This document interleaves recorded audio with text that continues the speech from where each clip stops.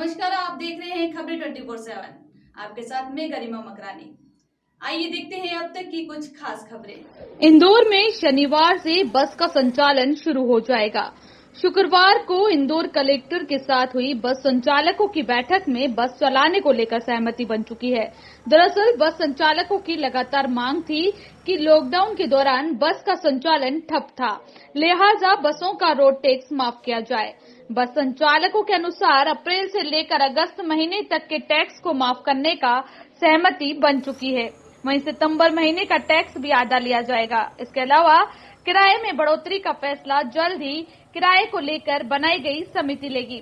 इस आश्वासन के बाद इंदौर के बस संचालकों ने बस चलाने पर अपनी सहमति दे दी है। इसके अलावा AICTSFL और सूत्र सेवा बसों का संचालन भी शुरू कर दिया जाएगा। क्षेत्र के लिए बसीकरण होना अत्यंत आवश्यक है, क्योंकि यहाँ पर सभी मार्केट्स खुल गए हैं, औद्योगिक गतिविधियाँ चल रही हैं और मार्केट्स में रिटेलर्स के लिए और होलसेलर्स के लिए प्लस औद्योगिक गतिविधियों के लिए भी लोगों का मूवमेंट, फ्री मूवमेंट होना बहुत आवश्यक है यहाँ की इकोनॉमिक उसको बढ़ाने के लिए, टर्नओवर को बढ़ाने के लिए। तो अभी हमारी काफ़ी दिनों से जो संभागी यहाँ संगठन है आपका बस ऑपरेटर्स का, कनावत जी है, राठौर जी है, शिवगौड़ जी हैं, इनसे मिलकर हम लोग संपर्क में थे और इन लोगों की मांगी थी हमने एडिशनल चीफ सेक्रेटरी ट्रांसपोर्ट ऐसे मिनिस्टर सबको दी थी।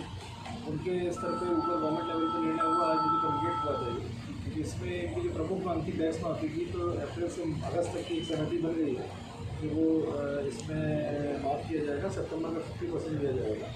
और जो किराए को लेकर के डीजल की कॉस्ट बढ़ी है उसकी प्रक्रिया रहती है, उसकी निर्देश भी दिए जा रहे हैं। किराया निर्धारण समिति है और उसको निर्देश किया बैठक ले करके इसकी जो भी है अनुशंसा प्रोसीजर करें। इसको एक मांग आप लोगों की और है जो परमिट सेंटर को लेकर के, उसमें अभी हम लोग चर्चा चल रही है आपस में। मैंने कुछ पॉइंट से बोला है एसोसिएशन के अधिकारियों को कि उसमें हम लोग को थोड़ा मार्गदर्शन दें कि किस प्रकार से उसमें जो गड़बड़ियाँ हो सकती हैं उनको लेने में कैसे रोकी जा सकेगी। जो आप लोग वर्किंग कर रहे हैं, आप लोग जैसे प्रस्ताव को देंगे उसको इमीडिएट हम ट्रांसपोर्ट डिपार्टमेंट को डिफरेंटली तरीके से उसको करेंगे, अपनी अनुशंसा के नाम दे देंगे। से चक्कर में हुए तो बसों के अब संचालन होने की परमिशन आ गई है, किन शर्तों के साथ में चलेगी क्या? करीब 5.5 माह से जब से कोरोना काल शुरू हुआ है, 25 मार्च से हमारी बसें खड़ी हुई है, चक्का जाम जैसी स्थिति, एक भी बस नहीं चली।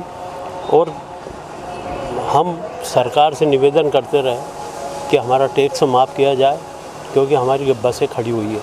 आज कलेक्टर महोदय मनीष सिंह जी ने हमें बुलवाया था, मीटिंग करी, उसके बाद उन्होंने बताया कि उनकी भोपाल बातचीत हो चुकी है और उसमें यह तय हुआ है कि अप्रैल से अगस्त तक का पूरा टैक्स माफ़ किया गया है और सितंबर माह का आधा टैक्स माफ़ किया गया है। ऐसे 5.5 माह का टैक्स माफ़ किया गया है। और उस पर हमारे बस ऑपरेटर के प्रदेश अध्यक्ष भी थे, संभागीय अध्यक्ष भी थे, उन सब ने इस पर सहमति जताई। कलेक्टर साहब ने दूसरी मांगों के लिए भी हमसे चर्चाएं की, जिसमें जैसे किराया वृद्धि हमारा दूसरा सबसे बड़ा मुद्दा है, जिसके लिए हमने बहुत ज़्यादा सरकार से निवेदन किया। उसमें भी सरकार ने ये बोला कि उसकी किराया बोर्ड की बैठक बुलवा के जल्द से जल्द किराया बढ़ाने की भी वो घोषणा करेंगे।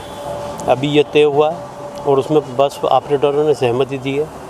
कलेक्टर महोदय का धन्यवाद भी हमने इसमें दिया। क्या कल से? हाँ, कुछ बसें कल से चलेगी। जैसे जैसे ट्रैफिक मिलता जाएगा, बढ़ता जाएगा, यात्रियों की संख्या बढ़ती जाएगी, वैसे वैसे बसों की संख्या भी हर रूट पे बढ़ती जाएगी। किन शर्तों के तहत क्या शर्तें? शर्तें तो हमारी बहुत सारी थी कि जैसे के फार्म पे हमारी गाड़ी खड़ी होती है तो 2 महीने के बाद हमारे को परमिशन ग्वालियर से लेना पड़ती है। तो हमने उसमें निवेदन किया था कि ग्वालियर की परमिशन लेने के बजाय इंदौर RTO को ही उसके पावर दे दिए जाए, ताकि वो यहीं पे के फार्म पे हमारी गाड़ी जो है वो खड़ी करने की परमिशन दे दे, स्पेयर पे जो खड़ी रहती है। तो उसके लिए भी उन्होंने बोला कि इसकी भी बात हम मंत्री जी से और उच्च अधिकारियों से करके इसका निराकरण भी करेंगे। जैसे हमारी करीब 17 मांगे थी। प्रशासन ने भी कुछ शर्तें रखी है? नहीं, प्रशासन ने हम पे कोई शर्त नहीं रखी है। शर्त यही है कि गाड़ियाँ सब चालू हो जाए। उनको भी मालूम है कि बसें खड़ी हुई है, बसों में काम निकलेगा, बहुत सारा काम निकलेंगे। बैटरी गायब हो गई है, किसी के इंजन में ख़राबी है, किसी की सीटें ख़राब हो गई है।